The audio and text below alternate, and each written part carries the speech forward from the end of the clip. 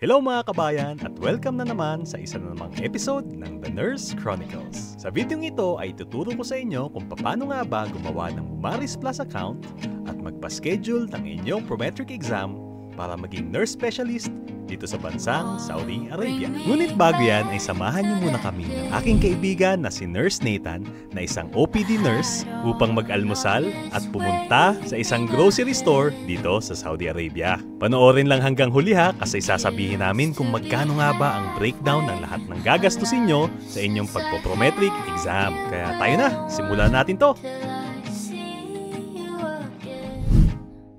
Good morning sa inyo.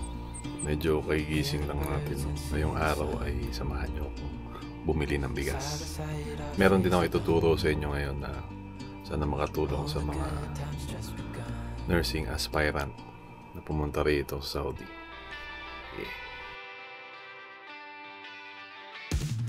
Kasama pala natin ngayon ang papa natin na si Nathan. Isang OPD nurse. At sa video na to, tuturo ko sa inyo yung pag-process nyo ng nurse specialist na license. Kasi ngayon, hindi na sila tumatanggap ng technician eh. Gusto nila specialist. So, specialist dapat yung... anong tawag nga doon, Tan? Ano? Yung category. No? So, una, ang first step nyo ay yung inyong requirements, mga papeles. Ang una nyong papeles ay yung diploma, BSN diploma, transcript of record, valid PRC ID, yung inyong certificate of employment na at least 2 years na experience at passport, tsaka passport size photo na may white background. So, dapat yung photo nyo, walang filter yun, tsaka malinaw yun yung mukha.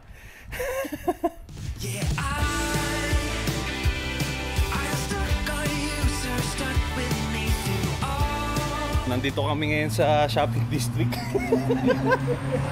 Shopping district na walang tao kasi ang aga pa eh.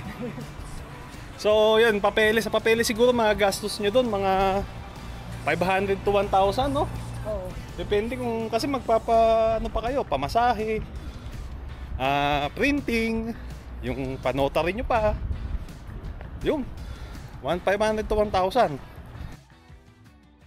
Epic fail kami ni Nathan, di namin na-record lahat, yung step by step process. Ulit tayo. Tan, ano sabi mo, Tan? Masasabi ko sa Sa epic fail natin. Kasi hindi natin na-record. Hindi, ulitin na lang natin. Andito nga pala kami ngayon ni Nathan sa restaurant. Kasi sa mamaloob namin, ang dami namin sinabi kanina. Hindi naman pala namin na-record. So kakain na lang kami. Papakita din namin sa inyo yung typical na breakfast dito na alam namin, ng mga Pinoy. Lagi namin binibili ito dito. Tawag dito ay tamis, flatbread na ang origin ata nitong bread na to ay Afghani bread, Afghani naan. Yan yung tawag sa ano na to. Tapos pumili tayo ng full at saka shakshuka. Shakshuka yung sa Tagalog ang shakshuka ay tortang itlog.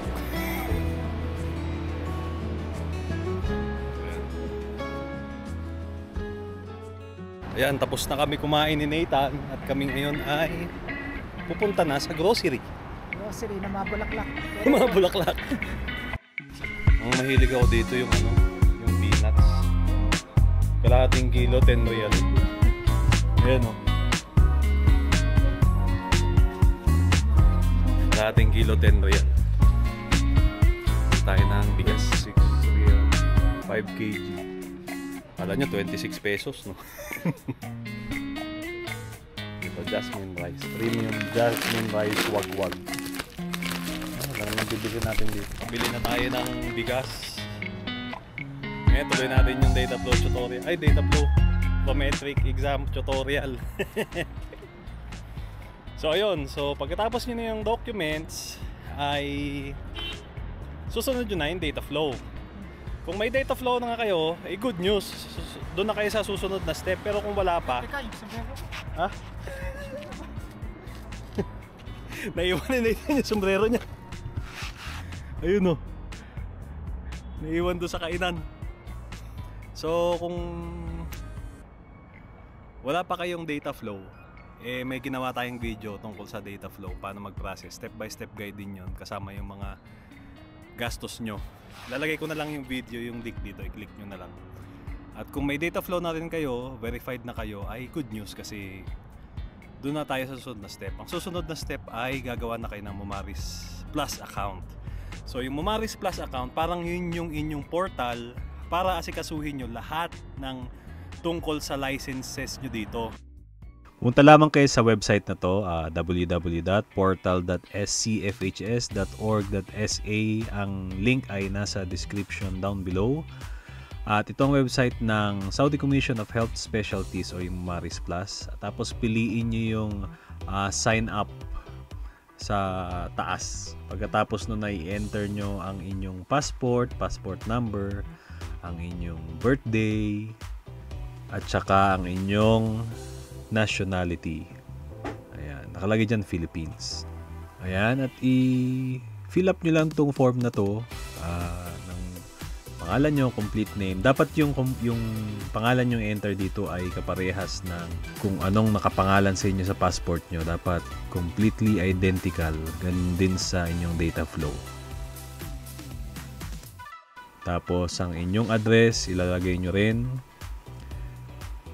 Dapat kung ano nakalagay sa passport nyo, ay yan din ang ilalagay nyo dyan. Dapat completely identical.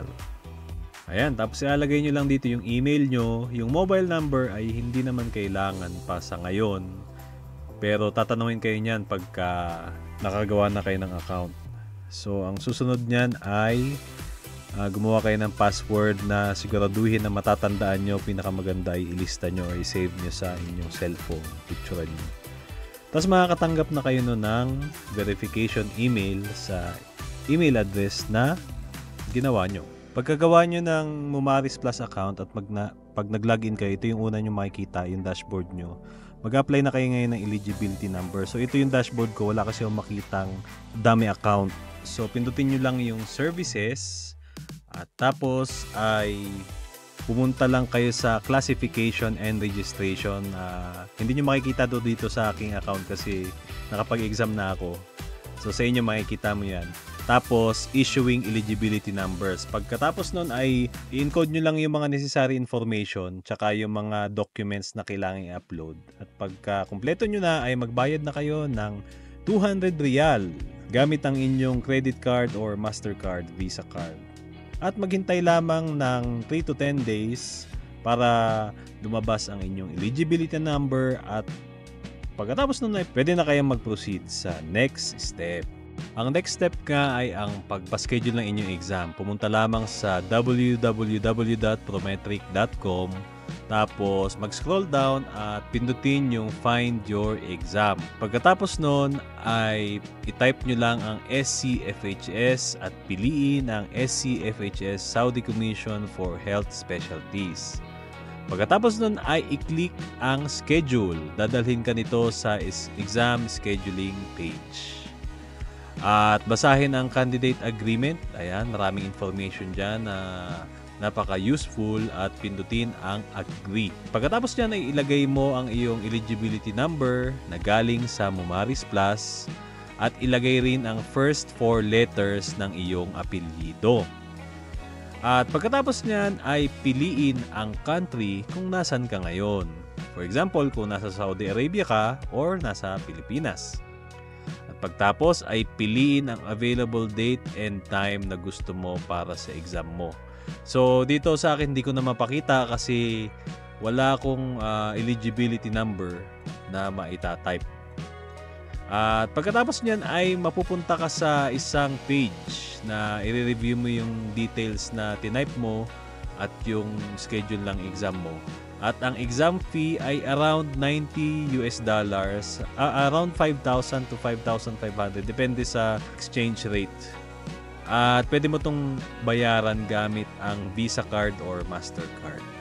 Pagtapos mo magbayad ay may lalabas na confirmation page. I-download or i-screenshot mo yung confirmation tapos makakatanggap ka rin ng email confirmation. Kailangan mo itong dalhin sa araw ng exam kasama ang valid passport mo. So dapat 30 minutes early ka sa exam center Mas bawal lang cellphone sa loob at mga notes. Yun lang. Good luck sa'yo. Ang result pala ng exam, darating yan sa inyo after 3 to 5 days. 3 to 5 days din. Tapos, ang gagawin nyo doon upload nyo yun sa Mumaris Plus account. So, 3 to 7 days naman yon ang verification nila na nakapasa ka na sa Mumaris Plus. Pag nakapasa ka na, at kung nakapasa ka na, congratulations sa'yo. Lugaw. Sorry naman kasi first time ko kasi mag-vlog at maglakad at magbigay ng instruction at the same time.